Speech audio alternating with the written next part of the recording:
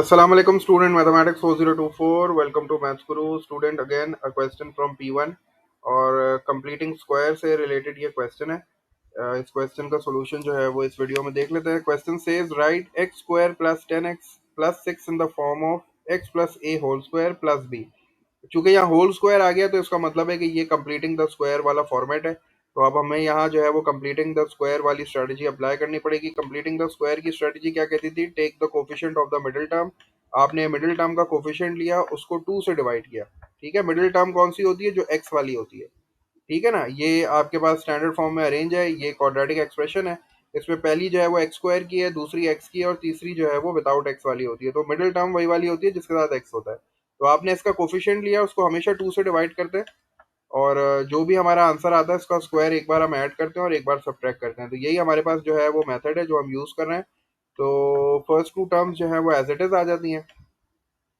उसके बाद ये जो मेरा आंसर आता है इसका स्क्वायर पहले मैं एक बार ऐड करता हूँ, हमेशा ऐड करता हूँ पहले, क्योंकि मुझे आइडेंटिटी बनानी होती है। ठीक है, तो पहले मैं ऐड करता हूँ और उसके बाद फिर मैं सब्ट्रैक्ट करता हूँ।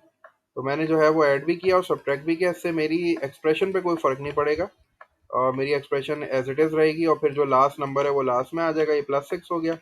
अब इससे फायदा ये होता है कि ये जो मैंने प्रोसीजर अप्लाई किया है ऐड और सब्ट्रैक्ट करने वाला, उससे ये फायदा होता है कि ये जो स्टार्ट की 3 टर्म्स होती हैं ये ऑटोमेटिकली मेरी जो है वो स्क्वायर वाली फॉर्म में कन्वर्ट हो जाती हैं। तो मुझे इसको जो है सिर्फ क्लोज करना होता है। क्लोज करने के लिए मैं क्या करता हूँ, फर्स्ट वाला टर्म लेता हूँ without x, sorry without square, इसको ब्रैकेट में इस तरह बंद किया। मिडिल टर्म का साइन लेता हूँ, मिडिल टर्म का साइन आ गया 10 और मैं लास्ट टर्म लेता हूँ विदाउट स्क्वायर अगेन और फिर मैं इसको ब्रैकेट में ऐसे क्लोज कर दूंगा। तो ये जो है ये फर्स्ट 3 टर्म्स को मैंने इस तरह जो है वो फैक्टराइज कर दिया। ये वो वाली आइडेंटिटी है जो a plus B whole square होती है ना। आपको पता है a plus B whole square किसके बराबर होती है? A square plus 2ab plus B square. ठीक है, ब्रैकेट के अंदर तो वो 2 टर्म्स होती हैं, लेकिन जब ये 2 टर्म्स को आप ओपन करते हो तो ये 2 की जगह पे 3 बन जाती हैं। तो ए स्क्वायर आता है पहले, उसके बाद 2ab आता है और उसके बाद बी स्क्वायर आता है। ये वाली आइडेंटिटी आपको याद होगी, ये प्लस में भी होता है, ये माइनस में भी होता है। तो कंप्लीटिंग स्क्वायर बेसिकली इसी आइडेंटिटी से रिलेटेड होता है, हमें सिर्फ ये स्क्वायर बनाना होता है। इसके लिए हम ये वाला पूरा मेथड यूज करते हैं। चलो अब आगे बढ़ते हैं जल्दी से। अब ये माइनस का साइन एज इट इज आएगा, ठीक है, क्योंकि बॉडमास है, पहले जो है पावर सॉल्व होगी। तो 5 का स्क्वायर कितना हो जाएगा? 25। तो आपने यहाँ 25 लिख दिया और +6 आपका एज इट इज आ गया। अब थोड़ा सा और इसको सिंप्लीफाई कर लेते हैं। सिंप्लीफाई करने के लिए x+5 जो है वो होल स्क्वायर ऐसे ही आएगा। और अब मैं जो है वो -25 +6 करूंगा। -25 और +6 का मतलब है minus plus minus, sign belongs to the greater.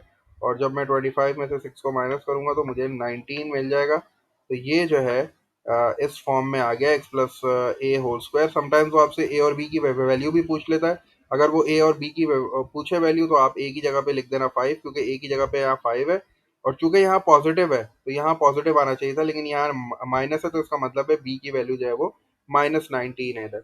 अच्छा, अब जरा जल्दी से सेकंड पार्ट देख लेते हैं। सेकंड पार्ट में हमसे कह रहा है use your answer to part A to solve X square plus 10x plus 6 equals to 0।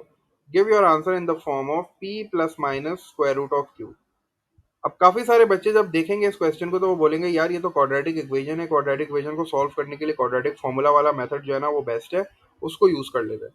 लेकिन देखो इसने सवाल में क्लियरली लिखा हुआ है use your answer to part A. अगर आप इस आंसर को यूज नहीं करोगे तो वो आपको मार्क्स नहीं देगा।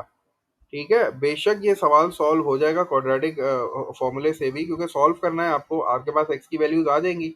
लेकिन उसने यहाँ 2 बातें बोली हैं जो आपको जहन में रखना था। First thing is that you have to use your answer of part A, you have to use this answer and then you have to give your answer in the form of p plus minus square root Q. तो ये दोनों चीजें fulfil होंगी तभी वो आपको marks देगा। तो उसके लिए तुम्हें क्या करना है कि तुम्हें ये वाला आंसर जो है, ये वाला आंसर यूज करना है। ये वाला आंसर ये इसी की वो दूसरी फॉर्म है ना। तो मैंने क्या किया, मैंने ये वाले आंसर को एज इट इज लिखा x+5 होल स्क्वायर